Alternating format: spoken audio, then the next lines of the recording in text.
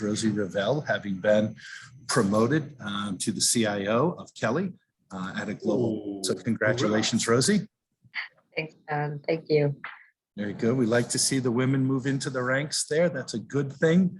Yes. Our world, we need more of that, more diversity in the IT leadership around the world. So that's great. And then Rohan Jacob has joined us. Rohan and I got a chance to spend some time together at the Collaboration in the Gig Economy event. He's at Time Saved, so while he is not a WEC member, he's someone who has interest in blockchain and how it's being used in the way that people are connected with work, and consistent with what we have done at WEC is everyone is welcome to join the task force. But if we get to a stage of voting on something specific, Rohan would not be a voting member. So Rohan, welcome. Thanks for joining. Thanks for having me. Cool. All right, so I'm going to just go through, I put an agenda together and actually put slides together for you guys today. So we're changing things up a little bit and try and run through things. And part of this is because we have a lot that seems to be going on. And with the light number of people joining, some of the open conversation may need to turn into some follow-up conversation with other people. So I'll try to work through that. But I want to start off by just hitting on some of the things that are in the news. And this is one that I just picked up this week. So Talent Tech Labs, I would encourage you to go out to their site and download this one. So, you know, the role of blockchain in the future of work, organizational accountability, employment, and hiring. And if you look at the people on the right that they interviewed as they went through it, Dror from Velocity, I covered the Internet of Careers. It's a good transcript of the interview and summary of what went on. There's a case study from the TechServe Alliance. Brian Peters, who's the co-founder of Sobol, talks about the decentralized environment or enterprise.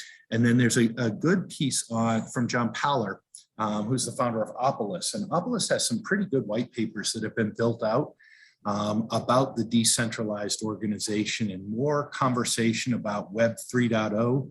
So just a piece of encouragement to walk through this. Yeah, it's a 30-page document that's there, but one that I think can offer some leverage for all of us as we spend time inside our own organizations, getting them to think about and realize some of the things that are happening and to maybe help bring some of the activity that's going on into the mainstream and not as this kind of, you know, futuristic, crazy crypto thing that people tend to get nervous about when you bring up blockchain along the way.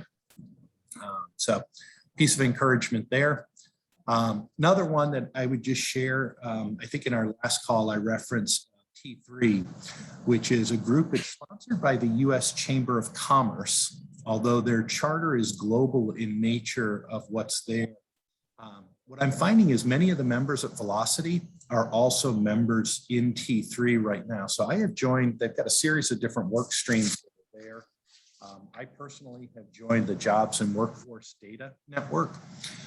So it's a group that's focusing on how data related to jobs and related to workforce are being brought together. So not sure that we have something specific. It seems that there is a lot of dialogue going on right now, but not a lot of actions or outcomes from this organization at this point, but I'll keep you posted. I know that Velocity has been a member with them for an extended period of time. So it's just another one of those bodies that's trying to get a lot of people together that are focused in this space. So just kind of share that so everyone's aware that it's out there.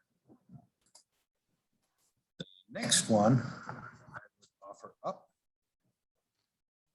up. Brussels Times. Belgium to simplify the administrative processes with a digital wallet.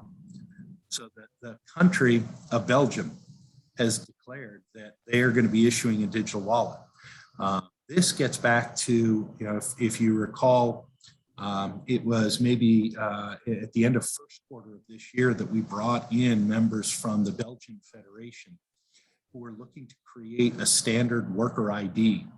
And they wanted all of the members of Federgon, the federation that we have in Belgium, to come together and agree on what those elements were. And we were trying to get them to see that it's great to declare the standards, but if the information isn't verified, then it's really not going to streamline process at all. It's just going to say that people will come to you with the same type of information, and everyone's still going to have to do their own individual verification of that. That effort from Federagon has not moved forward as it was intended at this point, and we haven't seen a lot of action, but this is one that we're really trying to work with local federations to put an emphasis that this is the time for them to be involved in conversations with the Minister of Labor to make sure that labor-related information, the information needed for an individual to gain access to work, is included into the conversation of what would be put into a digital wallet as they're being approved at a government level. I feel very, very strongly on this one in that I believe that the authorization or the mandate that will come up in different countries around what can be stored digitally or what digital versions can be accepted versus paper versions is going to end up being a governmental decision in a lot of ways. And as a result, leverage the voice that we have within these federations. So just a point of encouragement for you to bring this up with your public affairs people and encourage them to make sure that they're participating in these conversations, because if in this case the Belgian government comes up with a digital wallet that includes 3/4 of what you need, but leaves 1/4 of it to be manual, then we really haven't streamlined any of the efficiency that we're all looking for within our operations to move through things. Okay. Last one in the news, just another reference to velocity. I'm curious, have any of you pulled out your phone and done a demo for people of the verification process? Unfortunately, I have to say, no, I haven't. Sorry, Really? Me neither. Me neither. of which process, John? Sorry. Of the app and showing people the verification and what takes place. A piece of encouragement. One, if you don't have access today, shoot me a note, because Drawer will give you access. So everyone can have it. So, when I go in and I pop into it right now, and I'm sorry, if we had Chimo on the line, I would make him do this on the app, because he has done that well for us. But I am John. I'm here. oh, so Chimo, we're gonna make you pull it up. No, because I didn't download the latest, so I need Okay. to do it now. But if you remember, Marco is the individual. So here is Marco's digital wallet that we created. So we have it, and we can go through, if you remember the storyboard that we created, where we can kind of click on each event that, Marco got his degree, and now we want to have that credential be verified. We can walk through each of those steps along the way in the storyboard. And it's a wonderful way to help some of the people inside your organizations recognize that this is real. And I come back to this, and we'll hit on it based on some of the survey results and things that came out there. The velocity piece, they're getting ready to go live on mainnet.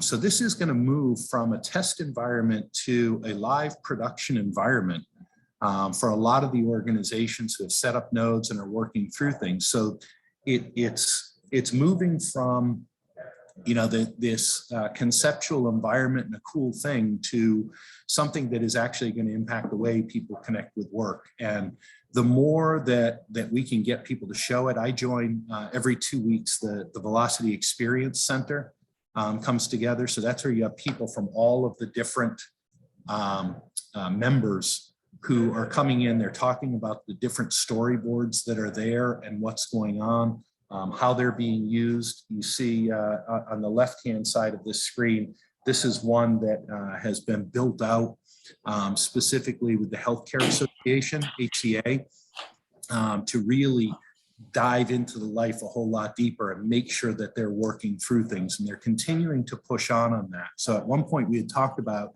do we need to create a work group specifically, or a cluster as Velocity is calling it, specifically for our industry, and really dig into that deeper. This is an example where the US healthcare industry has come together to create something to make sure that they're closing all of those gaps and working their way through it. So just point of encouragement, if you've not had it, Chimo, I know you've shown it to multiple people because I've been on there multiple times that I've seen you show it. Any comments in terms of the type of reaction that you get when you share kind of this reality with people? Yeah, I think it's always an eye opener, right? Because when we tend to talk about verifiable credentials, digital wallets, blockchain, keys, and all of that, especially for non-technical people, they can see that as an extremely complex world, right? But when you demo Velocity's app and they see it, it's like it's like kind of a magic moment, right? That they see that it's so simple that it makes so much sense, right?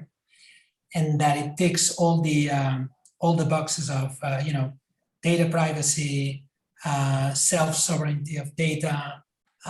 There's plenty of interesting benefits that they can validate when they see the app. So I echo John's words. So download the app.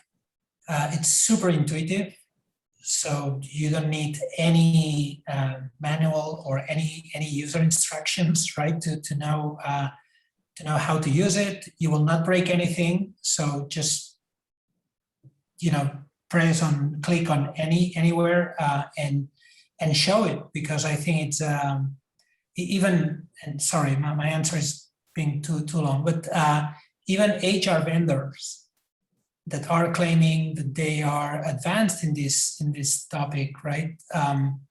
When they see Velocity's app, they get really impressed, because it's especially from a tech and architecture standpoint, it's really advanced. So yeah, as John said, if you don't have the link to download the app, please let us know, and we'll make sure that you get the link.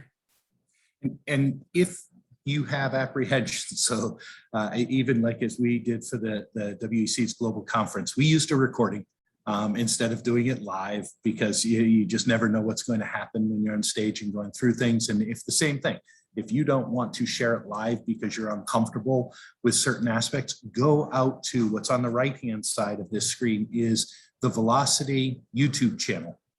And if you go out there, you'll see right there in the videos, the career mobility from blue collar worker to UX design.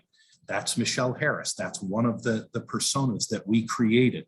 The mobility across borders. That's a blue collar worker who comes from Serbia and then takes positions in multiple European countries afterwards. Another persona we created.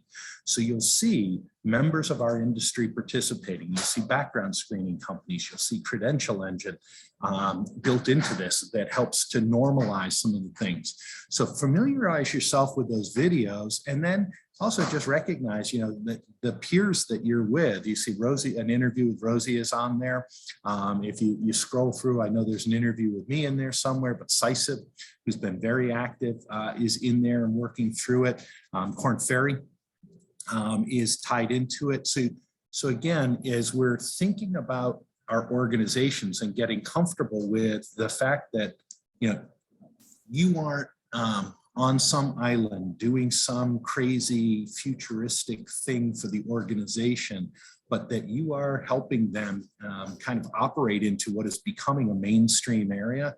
There's some great resources through Velocity to just help reinforce the fact that this is real world, and this is more mainstream than maybe a lot of people had believed historically. They've been kind of nervous about it. So just a strong point of reminder there. And again, if you have questions, if you need access to it, or Lucas, you've switched over, the two Lucas, new into this, send me a note. I'll get you connected to Dror or to Etan, and we'll make sure that you guys have access to this and can work your way through it. Good. All right, and a reminder for all those who are listening and not watching right now live with us, need you guys to do the same thing too.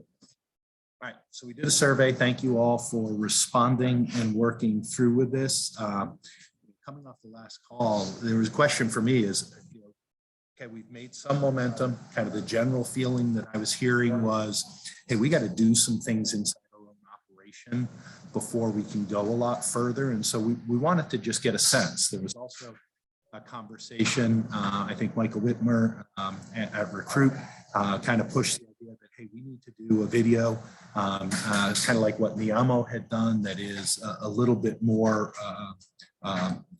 marketing polished, if you will, than having Nimrod at Velocity hold up his phone and video as he goes through the different screens, which is what we have today. And so we did this survey, and there are questions that we wanted to get to. So one, are you guys happy with the task force? We got a 4 out of 5. So that says that we're at least using your time for the most part wisely. But if there are ways that we can enhance that, certainly encourage you to speak up on that.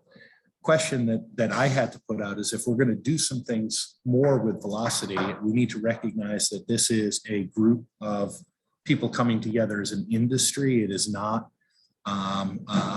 individual company efforts that we care about within this, but need to understand, if we're going to spend more time with Velocity and go through things, are people looking to join Velocity along the way? So today, 3 people on the task force are active members of the Velocity Network Foundation. We've got 4 who have indicated that they plan to join over the next year. So that's a strong indication right now that we have more people who are looking to engage and to participate in it. So I take that as a positive and makes me feel comfortable continuing to invest time and energy there, while we also still keep our eyes out for other opportunities. Should we create a WEC sponsored cluster? The strong preference was a yes, but the scope of what would be in that cluster seemed to be a little bit of all over the place, or I'm not sure, was a lot of the answer that was there. So, I think because labor is delivered locally, we can't just say blue collar all over the world, because there are different regulations that we have for onboarding a worker in each of the different markets that we operate into. So, I'm not sure that we're ready to declare the specific of what that is, but I do think it's one that we want to continue to think about. Where does that fit in? Now, if we want to look at that as mobility of a worker across Europe, because we do have so much mobility that's happening within that market, I'm certainly open to exploring that. But I'd ask you to just kind of take some time and think about that aspect, and maybe we can come back to that one in the open discussion conversation. 6 of 7 said, yeah, let's do a quality video. Only 4 of those 6 want to actually connect it with their marketing department. And my strong encouragement, and I will reach out to the Exco to support, I think it's about a $5,000 investment. I talked to the woman who did the video for Niamo. It's $500 US for every 30 seconds of video to produce it. So to do a $5,000 video is not a big investment to make, but we'll go ahead and pursue that. But if we're going to, I would hope that everyone's marketing organization is speaking about what we're doing as an industry, as opposed to just their own organization somewhere along the way. So we'd hope it's at least incorporated into it. And then kind of what intrigued me as we got to the open feedback, and maybe this is why some of the shift for me to make sure that we put a deck together, that we put some emphasis on in the news, was the feedback that you guys had in just kind of that open text area was internal adoption is a barrier for many. That there's a strong belief in the initiative, there's a recognition that's right, but there was comments about we need to engage our product team, we need to engage our marketing team into this conversation. The rest of the company doesn't know how important this is. So there was a lot of the feedback was that it's almost as though you guys are feeling isolated in the effort, and we need to get more people on board with what's possible by engaging more deeply here. So You know, that and what would be in the cluster are really kind of the two big things that kind of stood out to me. Beyond that, I would also reference that I think there are additional partners that we want to get engaged. A couple of you have reached out to me and asked me to have a conversation with Bullhorn to see if they would be involved, because they're an ATS that's pretty dominant in the industry. So I have had Art Pappas, their CEO at Bullhorn, spend time with Dror. So they've gone through that. Art's initial piece was, well, I have an open API, we're done. Well, you know, Art, it's a little bit more than that. And there's an opportunity actually for marketing of you and your product and what you can do there. So he's got a team now that's actively engaged into that conversation. So that's good. But I know, like, as an example, when we were walking through, I think it was the Michelle Harris story, Cornerstone was one of the LMS companies who wanted to participate, yet we found out that Cornerstone also is the learning management system for many of your organizations. But we didn't draw that connection.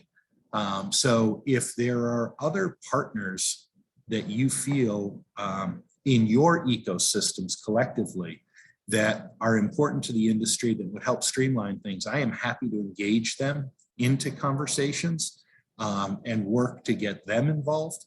And to see the value of participating so that we can have this as closed loop as possible along the way. So I'm gonna pause there and just kind of listen for any feedback or reactions from you guys.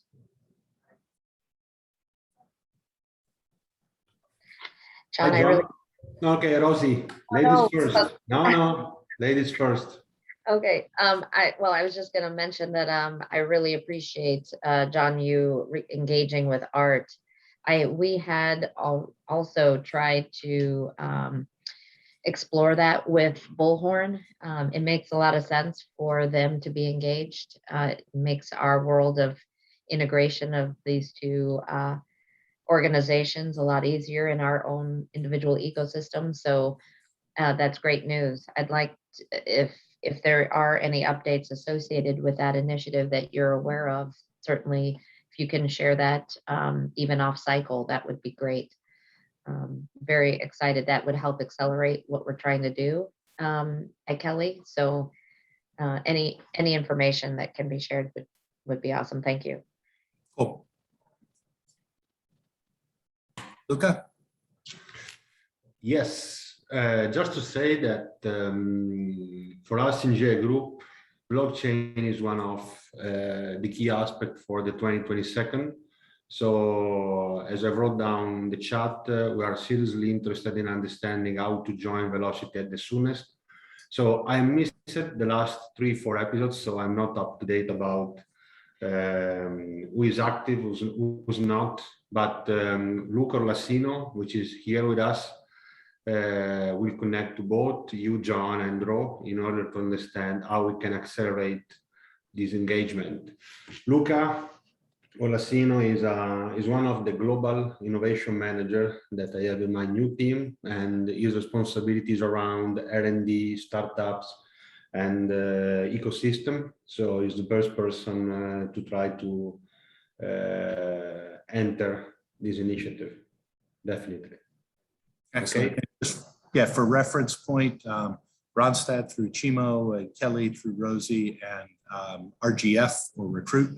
Okay. Michael Whitmer are the 3 task force members who are active within Velocity today. And so I think, Rosie, if I remember right, at the end of the last call, Michael talked about trying to get the 3 of you together to try to do some cross collaboration, bring some clients together and kind of work on things. Did that conversation ever take place, or are we in a scheduling pattern? No, we did get an opportunity to talk. I want to say it might have been September, late September, JMO, right? And he said that before we approached the customers, we needed to kind of make sure we had the value proposition articulated. So there were some action items associated with that, and in creating a combined message around what we were trying to do. So it was cohesive. Chimo, Yeah. any do that? Yeah, also, it was a great call, right? And we quickly identified potential, customers that we are all providing services to.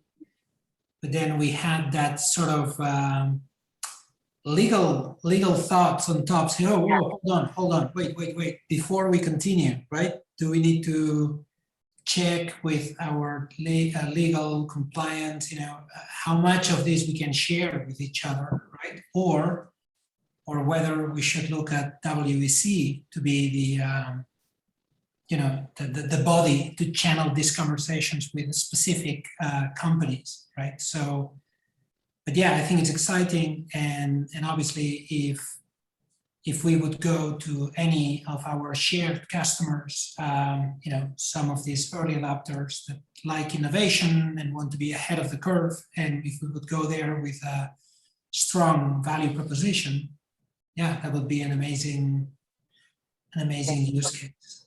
So John, So this is kind of touching on like antitrust related. Yeah. So the guidance I would provide from an antitrust perspective, because we do have to consciously stay aware of that, is that if the three of you, and if anyone else wants to participate in the conversation, but if those of you who are using today and are want to have a conversation to maybe refine the value proposition, because you're probably closer to it than others who are not using. Okay, I have no problem with that. There's not a problem there, but I think then the opportunity is to say, this is what we think the primary points of value that are being offered by the industry. So not by each of your respective organizations, but collectively in the process. That's what I would want to put into the video and the messaging that we could come out. And it's not a story about any one of you. It is a story about the industry that we're doing. And again, that's where we would look for this whole body to vote and make sure that there's a comfort with it, and to ensure that the message we're giving is that this is an open community, and we welcome anyone into it, and we welcome others to participate, which candidly is the reality. The more companies that, the more individuals who come to you with a fully, I guess, vetted digital wallet that you can take through the hiring process like that, the better it is for all of us as an industry, the better it is for the communities that we're servicing. So I am happy to take that, and I would be happy to have the WEC doing some promoting. So WEC collectively has a PR campaign that we are building out right now. So the agency has just been hired, and we're going to be going through a lot of storytelling, what the messaging is that we want to bring forward. And again, if we have multiple members who are in there, who are active on this, I would think that this is part of that story that we could deliver of how we're working to create value for employers, for workers, for communities, for governments.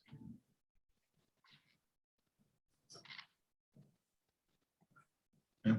So if there's follow-up conversation, if you want me to sit in on calls and play your antitrust protection arm, I am happy to do that. That is the last thing we want to get into. I've seen, too many initiatives in this industry, whether it was the HRXML consortium or Project Dallas before that, that got into some of the technology aspects, and suddenly there was an antitrust lawyer in the room, and it prevented people from going forward. So we're really trying to stay very, very conscious of not letting that get in the way as we progress here.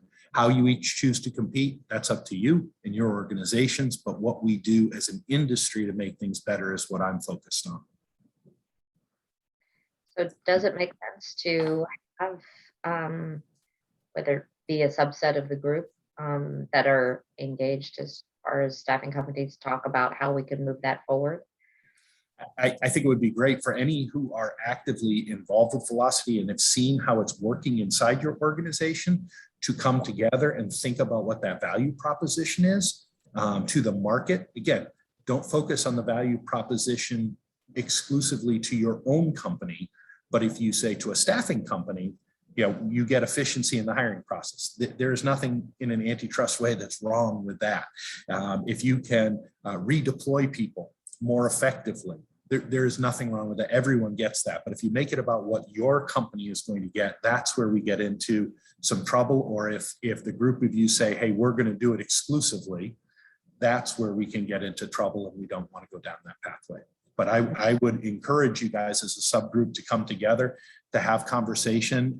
And then if others join into Velocity, I would encourage them to reach out to you as well, to look at that. And as you have thoughts on what that value proposition is, I just ask that you bring it back to me so that we can get that into the overall messaging that we're issuing. Yeah, that's a little bit the one of the tactics, if you will, that we have. Now I'm speaking on behalf of Velocity within the adoption committee, right? The dream is that we could identify a big, large, massive employer, I don't know, Amazon, right? Mhm. That we would go to Amazon together, right? So and obviously we would need Velocity or WEC for the sake of argument, right? To be the voice of that group. But if you think that, the likes of Amazon, they probably use Oracle or SAP, they probably use Cornerstone, they probably use one of the big background checks, companies globally. They probably use all of us for staffing. So if we would go there with a 360 value proposition that goes end to end to make the most of the verifiable credentials, that would be amazing, right? And the POC running in the US now with the HCA group of the healthcare, it's a good example of that, right? I'm not participating into that one, but we have probably 7 members of Velocity, all of them suppliers of HCA, and together they went to the client or the company and they came up with the use case that the company was keen to explore.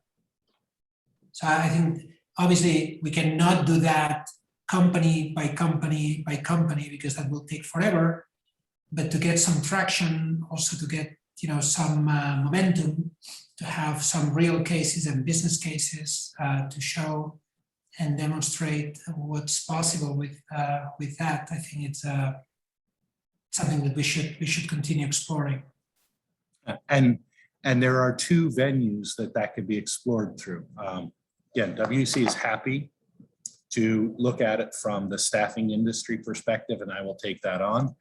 If there's a sense that that's not an efficient route, or if we had several members of the committee who don't want to go down that pathway, then certainly as members of Velocity, people could come together as part of the adoption committee to focus on what can be done from adoption there. So I think you have 2 potential venues, and both should be leveraged.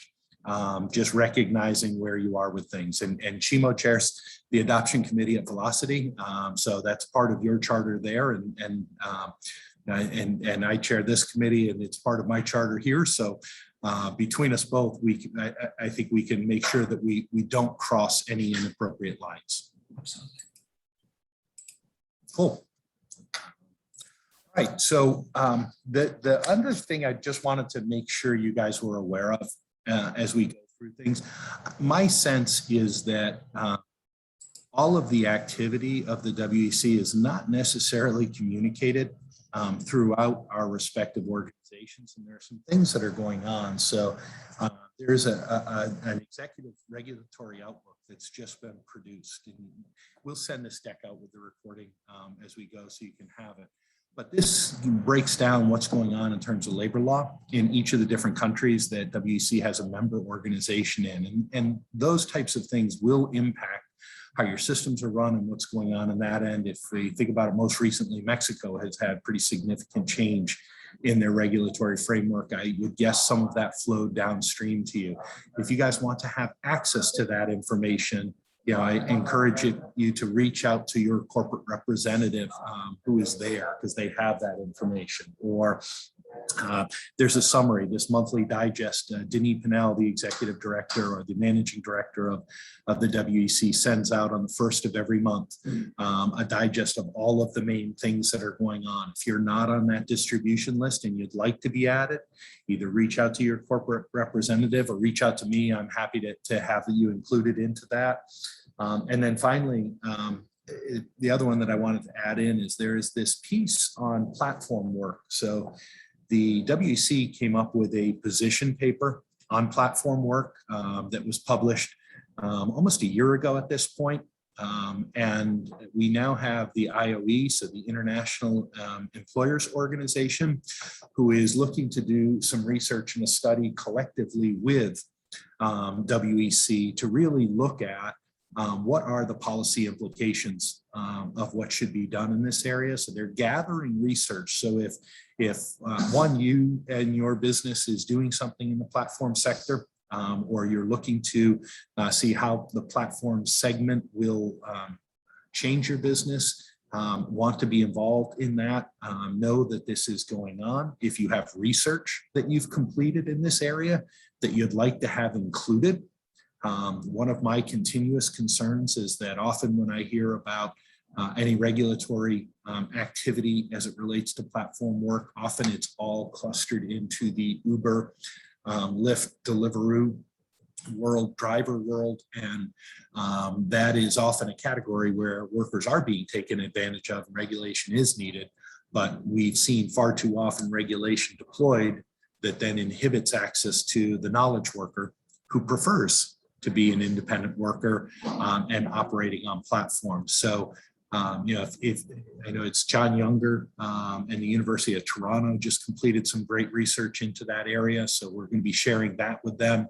But if there are other pieces of information or research, or if this is a topic that you're interested in, don't hesitate to reach out to me or to your representative from the corporate member committee to make sure that your voice or your part of your organization's voice is included as your organization is participating into these conversations. Okay. And I'm just seeing, so I'm seeing Rohan's note about Allegis. So Allegis has expressed some interest. I'm back onto a conversation with them about participating into the group and getting them more further involved. And then happy to see the note, Luca, in terms of your intended role as we go forward with Velocity. So if there's not anything else for you guys to add, I'm happy to gift back some time. But if you have other thoughts or areas that you want to cover, please let me know, because we are not scheduled to get together again until January 7th. So not until the new year.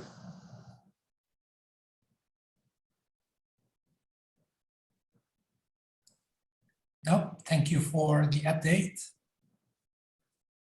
We'll send the recording out. We'll include the deck into it so you have it. I encourage you even to just share this. If you've got other colleagues or peers within your organization or outside your organization that you'd like to see get involved. To me, this is open information to share publicly at this point. I think there's some great opportunity for us to continue to collaborate and to expand the network. So thanks each of you for taking the time out today, and we'll be in touch. Thank you. Bye-bye. Thanks, John. Bye-bye. Have a good weekend. Thank you.